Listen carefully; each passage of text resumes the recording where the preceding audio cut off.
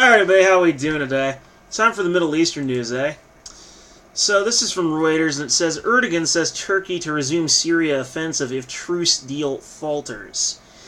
President Tayyip Erdogan said on Saturday Turkey would press on with its offensive into northeastern Syria and crush the heads of the terrorists if a deal with Washington on the withdrawal of Kurdish fighters from the area was not fully implemented.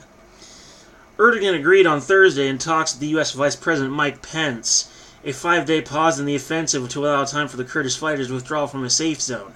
Turkey aims to establish northeast Syria near the Turkish border. On Saturday, the fragile truce was holding along the border with just a few Turkish military vehicles crossing the border. Reuters journalists at the scene said in the last 36 hours there have been 14 provocative attacks from Syria. Turkey's defense ministry said, and it has continued to coordinate closely with Washington on the implementation of the accord. If the agreement with the United States NATO ally for the Syrian Kurdish YPG militia to withdraw falters, Turkey will continue its military operation from where it left off, that is, Erdogan said. If it works, it works. If not, we will continue to crush the heads of the terrorists. The minute the 120 hours are over of the ceasefire, Erdogan told flag-waving supporters in the central Turkish province of Kayseri. If the promises that were made to us are not kept, we will not wait like we did before, and we will continue the operation where it left off once the time we have set has run out, he said. Ankara regards the YPG, the main component of the Kurdish-led Syrian Democratic Forces, or SDF, as a terrorist group because of its links to Kurdish insurgents in southeast Turkey. On Friday, the Kurdish militia accused Turkey of violating the 5-day pause by shelling civilian areas in the northeastern border of town of Ras Al Ain. A senior Turkish official called the accusations an attempt to sabotage the agreement between Ankara and Washington, adding that Turkey was fully behind the deal. Turkey was 100% behind the deal. We already got everything we wanted at the negotiating table, the official said. It's bizarre to think that we'd violate an agreement that we like, the official added. Very true. It doesn't quite make logical sense. I suppose that was a good attempt on the part of the Kurds. But let's be clear. Not all Kurds want a Kurdistan. Many are perfectly comfortable living in places like Turkey and Syria. The only ones who actually want a Kurdistan are the YPG, and it's clear that the YPG are unreasonable extremists. These are not the kind of people that you want to capitulate to. Because when it comes to these sorts of extremists, it's like, it's never enough. Once you give them one thing, they want more. Pretty soon, their demands will grow more and more, and then eventually, you should just never ever negotiate with extremists. Terrorism in itself is a tactic. All it really indicates is not that you are the that you are not necessarily in the wrong, so much as that it is an indication that you are the smaller force going up against a larger force. Terrorism is a tactic of desperation. But it is true that it is also the favored tactic of extremists, and surprise, surprise, that's because you're a smaller force. That's because the extremists are a very loud minority. They do not represent the majority of Kurds. The surprise deal to suspend Turkey's military offensive in Syria hinged on Erdogan's demand that Washington agree on a time limit on any ceasefire, a senior Turkish official told Reuters on Friday. The deal aims to stem a humanitarian crisis which displaced 200,000 civilians in the region and ease a security scare over thousands of Islamic State captives guarded by the YPG, who the Turkish assault targets. The planned safe zone would go 32 kilometers into Syria.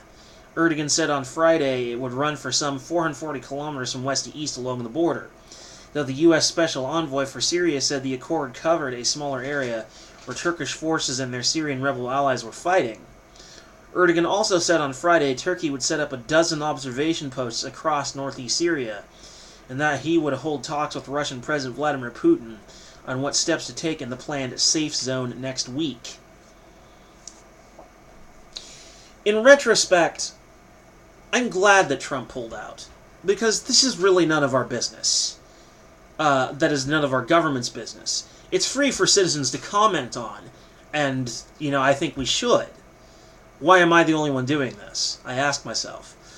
But, yeah, I'm glad we pulled out because we were supporting the Kurdish extremists.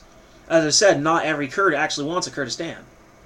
Admittedly, creating a Kurdistan is one solution that may possibly work very well, but there's probably a few others that possibly even more acceptable in the long run. I mean, what would Kurdistan be made of? Are you going to chop up pieces of Turkey and Syria? What if the people living in those places don't want to go? What if they want to stay part of Turkey and Syria? You're opening up a huge can of worms.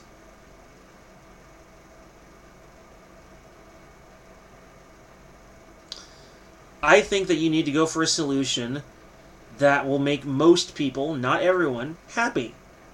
And that solution being is to not have a Kurdistan and to get rid of the extremists. Not necessarily say kill them all, but maybe imprison them or do what else you do with extremists who decide to become terrorists. Anyway, emergency talks in Sochi. The truce also aimed to ease a crisis triggered by President Donald Trump's abrupt decision earlier this month to withdraw all 1,000 U.S. troops from northern Syria, a move criticized in Washington and elsewhere as a betrayal of loyal Kurdish allies who had fought for years alongside U.S. troops against Islamic State. Trump defended his decision as strategically brilliant. Strategically brilliant? If your goal was to help the Kurds, then that's the last thing that was. And even if your goal was to just pull out and not be involved, which I like that idea, it's still far from strategically brilliant. He pulled out too quickly. He should have pulled out progressively. And I realize some of you that would test your patience, but had he done it that way, there wouldn't be this mess. Of course, this was a mess of the Europeans making anyway. Why aren't they doing anything? Why is the EU useless? Anyway, they continued going and said that the truce reached with Turkey would have saved millions of lives. Trump later said he held a phone call with Erdogan and said that the Turkish leader very much wants the ceasefire or pause to work. But Trump's move also means the extent of Turkey's ambitions in the region is likely to be determined by Russia and Iran, who both support Syrian President Bashar al-Assad and look to fill the vacuum created by the U.S. retreat. Assad has already deployed his forces in territory formerly protected by Washington. Invited by the Kurds, Erdogan, who has backed rebels fighting to oust Assad, has said Turkey has no problem with Syrian government forces deploying near the border. But Erdogan said on Saturday he would discuss the Syrian deployment in northern Syria in his planned talks with Putin during a visit to Russia's Black Sea report of Sochi on Tuesday. In certain parts of our operation area, Assad regime forces under Russian protection are situated. We will discuss this issue with Mr. Putin. We need to find a solution, Erdogan said. But the same is valid there too. If it works, it works. If not, then we will continue to implement our own plans, he said without elaborating. While Erdogan and Putin have forged close ties over defense and energy cooperation, as well as efforts to find a political solution in Syria, Moscow said the Turkish offensive into Syria was unacceptable and should be limited. On Friday, Russian officials discussed with Assad in Damascus the need to de-escalate the situation in northeast Syria, Russia's foreign ministry said on Saturday. Appropriate de-escalation and then the equally appropriate handling of the extremist factions, I think, would be an appropriate way to go about this. You just can't go scorched earth in a situation like this. And Russia's involvement is little better than our prior involvement. This sort of foreign interventionism only serves the purpose of authoritarian politicians who stand to gain from such interference. And they stand to gain a great deal. Don't get me wrong. And don't even dare try to deny it. Anyone who has even got a brain in their head recognizes holy shit, they have a lot to gain. I mean, what was our government doing over there? Help the Kurds get a Kurdistan and in return they give us oil?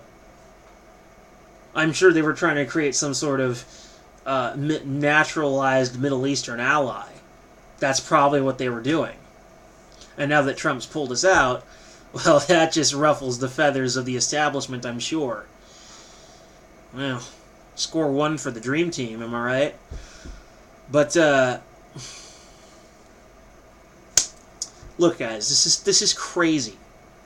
This is their problem. Let them take care of it. And you know the Europeans aren't going to come back in to clean up their mess. You know they're not. So let's just leave this to the Middle Easterners. It's their problem. It's their fight. It's got nothing to do with us, and it's certainly got nothing to do with the damn Russians.